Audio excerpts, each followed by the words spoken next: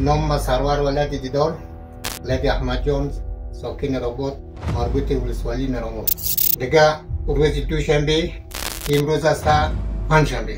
روز دوشنبه ما را ملا حیات الله نعمانی ما را آورده تا اتاق خود محبسخانه. دیگه امروز در محبسخانه بودیم. دیگه از ما تحقیقات گرفته تا هم در تحقیق قرآن بریم.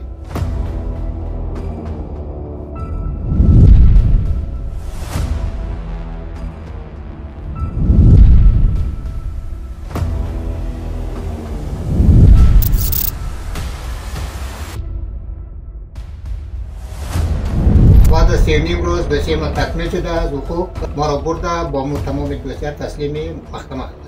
محکمه ما را در محبسخانه روان کرده. روز 3 روز 4 روز میشه که امروز شب جمعه میشه.